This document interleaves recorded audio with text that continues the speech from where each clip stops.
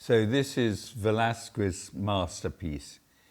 He was a very great painter of portraits and so on. When he painted the Pope in Rome, everyone fell about in amazement that the Pope himself said he'd seen things which he'd hoped other people wouldn't see, that he was rather a nasty, aggressive Pope, and it comes across incredibly well in the Velázquez portrait.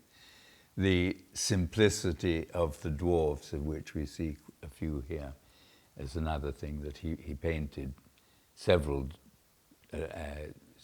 portraits of them, which are quite outstanding.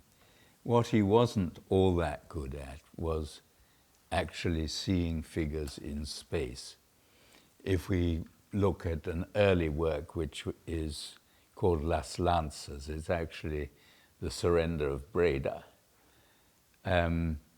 We know that he put in the big horse to hide the fact that it didn't really work. And in fact, if you look into the distance, you can see that that doesn't really work with the foreground and so on. So what this is an incredibly believable portrait of a crowd of people in a particular room, and it's painted with a tremendous kind of dash about it, that it's not. Usually Velázquez takes a lot of time and builds up a thickness of paint because he's painting over and over and over. In this instance, it's painted very thinly, very broadly, and it has kind of caught the moment in an incredible way. And so this is one of his last paintings. It's funny that suddenly, at the age of 56 or 7, he produces a masterpiece faster than ever before. And everyone, for instance, it's called the theology of painting because it's somehow got everything that one wants from a painting. Now, if we look at the details of Velázquez, we know that's a self-portrait. This is the back of a canvas. If we saw just that bit, we would know that we were looking at the back of the canvas that he was painting on. And so, of course, for a self-portrait, he needed a mirror. It must be worth asking, did he see these other people in the same mirror? And the answer comes back. I've set up this whole setup here to test that question. And the answer comes back 8 times, yes, yes, yes. That he did paint it in the mirror, from the mirror. And it's quite likely, though one can't prove that he actually traced. What I've done is made a hole in his head here. So I can see it from exactly Velázquez's point of view. And it's very likely that the disposition of the figures in space, he actually traced on the mirror surface, and he would have marked their position on the floor so that they could come back one at a time and he could see them in exactly the same place that he was.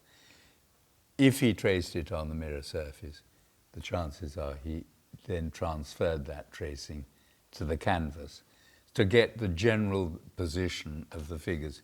It's nothing to do with the actual portraiture. He couldn't get anything from portraiture, but he was already a hugely good portraitist, so nothing to worry about.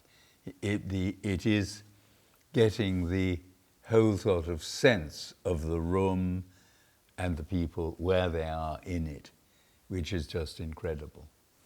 And if we are going to talk about some of the 8 points, this is the Infanta of Spain, obviously the most important person in the painting. If you look at her in detail, it's clearly a little girl admiring herself in the mirror. It's a very delightful portrait of a girl of 3.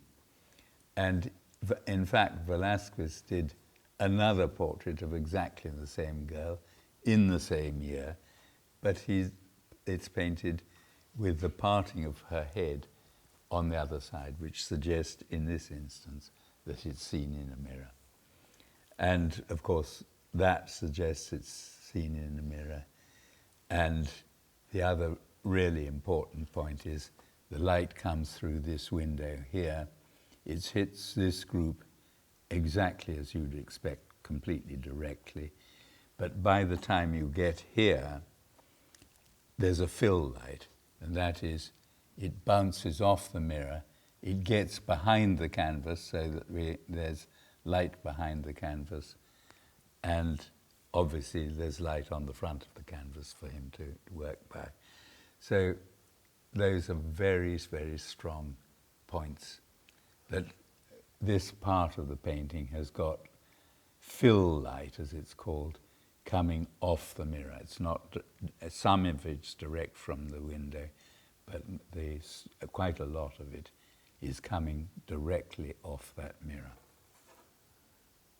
This is another mirror which confuses the issue, but that is a mirror in a Dutch frame, and at that stage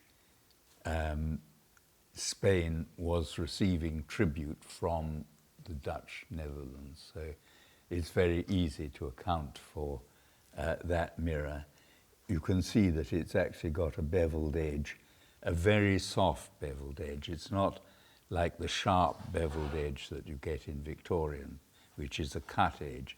This has been ironed on, and actually I found an identical mirror in the sacristy of the Duomo of Toledo. So in order to see all these figures reflected, we know that there was a hall of mirrors in Toledo, and we don't know anything about the size of them. What we do know is at the time that this thing was painted, they were moving the hall of mirrors from Toledo to Madrid, which was the new palace. And I believe that this room is in fact exactly next door to the Hall of Mirrors. I imagine that Velázquez actually brought this big mirror, and I was going to say, you need 8 of those mounted together, 4 and 4, and you get the right size of mirror. Obviously, they have to be mounted together. And why shouldn't a king of Spain own such a mirror?